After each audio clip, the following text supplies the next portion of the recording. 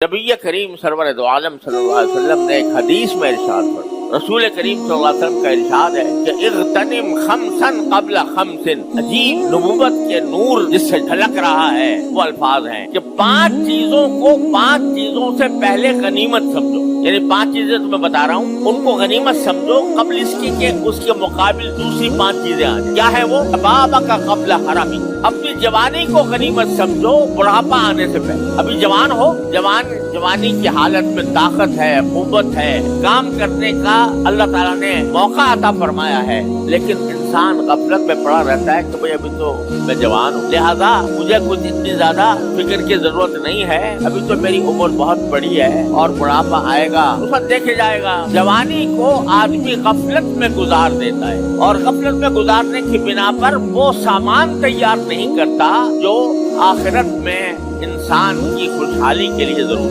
تو رسول کریم صلی اللہ علیہ وسلم فرما رہے ہیں کہ جوانی کو غنیمت سمجھو بڑھاپے سے پہلے۔ جب بڑھاپا آ جائے گا تو اگر اللہ تعالیٰ کی عبادت کرنا بھی چاہو گے تو تمہارے اندر طاقت نہیں ہوگی۔ اس وقت اللہ نے تمہیں طاقت، اس طاقت کو استعمال کرو، اللہ تعالیٰ کی اطاعت میں استعمال۔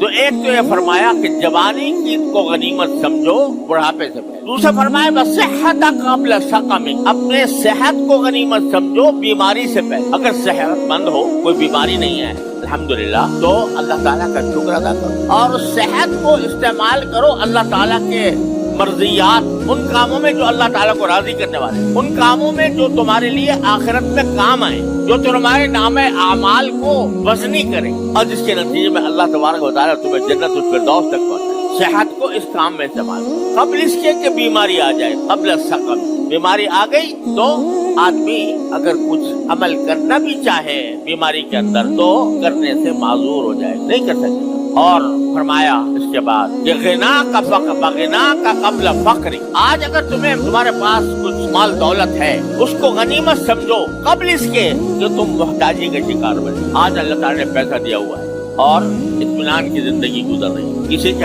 سامنے ہاتھ پھیلانے کی الحمدللہ حاجت نہیں، تو اس کیفیت کو غنیمت سمجھو قبل اس کے کہ اچانک کوئی ایسی حالت آ جائے کہ جس میں دولت ہاتھ سے نکل جائے۔ ابھی دولت ہے یا پیسہ ہے، اس پیسے کو اللہ کی رضا کے مطابق صحیح مصرف میں استعمال کرو۔ وہ فراغ کا قبل شغل، چوتھی چیز فرمائی کہ اپنے فارغ ہونے کو غنیمت سمجھو مشغول ہونے سے پہلے۔ اگر تمہارے پاس کچھ وقت فارغ ہے، یعنی تمہاری ضروریات جو زندگی کی ہے اس سے فارغ ہے، بس کرو۔ تم تاجر ہو، تجارت کرنے سے فارغ ہے، تم کسان ہو تو زراعت کاشتکاری سے فارغ ہے، تم ملازم ہو تو ملازمت سے وقت گزارنے کے بعد وہ وقت تمہارے پاس فارغ ہے، اس فراغت کو غنیمت سمجھو۔ کیا غنیمت سمجھو؟ کہ اس فراغت کو بیکار کاموں میں استعمال کرنے کے بجائے اس کو اس کام میں استعمال کرو جو تمہیں آخرت میں فائدہ دے۔ ما قدمت لغد، جو کل آنے والے ہیں، کل یعنی آخرت میں فائدہ دے۔ عجیب نبوی حکمت ہے۔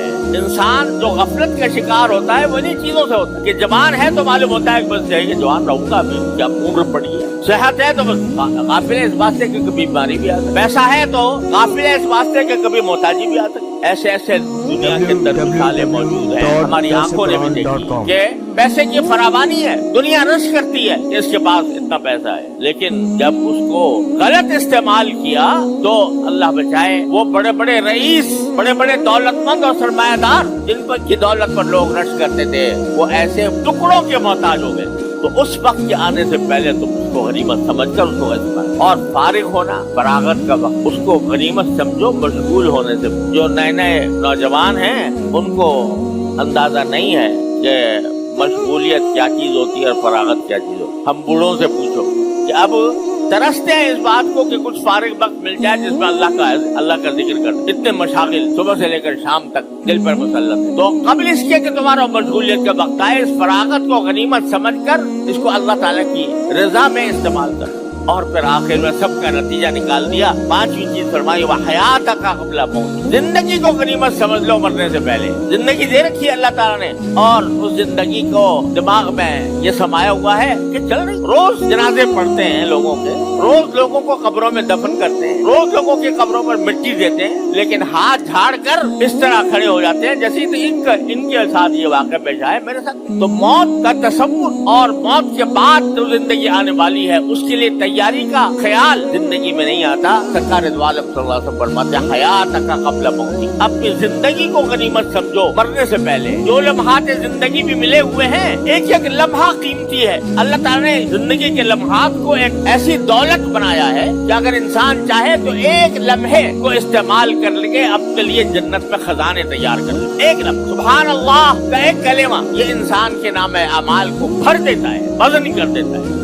अब चलते फिरते ख्यालात हैं इधर के उधर के दुनिया भर के, उनमें मस्त हैं, चले जा रहे हैं। वही वक्त अगर आप अल्लाह के जिक्र में इस्तेमाल कर लें, सुभान अल्लाह, अल्हम्दुलिल्लाह, ला इलाहा इल्लल्लाह, अल्लाहु अकबर, दुरूद शरीफ, तो ये लम्हा जो है जिंदगी का काम आता। हमारे वालिद माजिद सल्लल्लाहु अलैहि वसल्लम का एक शेर है कि लब्बर दमे अखीर तेरा नाम आ गया, लब्बर दमे अखीर तेरा नाम आ गया, रुकता हुआ ये सांस बहुत काम आ गया। यानी आदमी का एक लम्हा भी अगर गफलत से निकलकर अल्लाह के जिक्र की तरफ मुतवज्जह हो जाए तो बड़ा काम आ, एक सांस भी काम आ गया। लब्बर दमे अखीर तेरा नाम आ गया, रुकता हुआ ये सांस बहुत काम आ गया। तो ये जो सांस आ रहे हैं ना हमारे, हर सांस एक नेमत है, हर सांस एक मौका फराहम किया जा रहा है कि मुझे याद कर लो। हर सांस में ये मुतालबा कर रहा है कि अल्लाह को याद कर लो। तो उसको गनीमत समझो, अपनी हयात को गनीमत समझो। मौत से पहले, सांस के बंद हो जाने से पहले इस सांस को गनीमत समझ लो कि इस सांस से तुम अल्लाह का जिक्र कर सकते हो, अल्लाह का नाम ले सकते हो, अल्लाह का पैगाम दूसरों तक पहुंचा सकते हो, अल्लाह ताला के दीन की दावत दोनों को तक पहुंचा सकते हो। उसमें इन सांसों को काम में लगा दो और अपने दिल को अल्लाह के लिए फारिग करो। ऐसी गरा कदर नसीहत है जो सरकार दो आलम सल्लल्लाहु अलैहि वसल्लम ने फरमाई, हम सबको गफलत से निकाल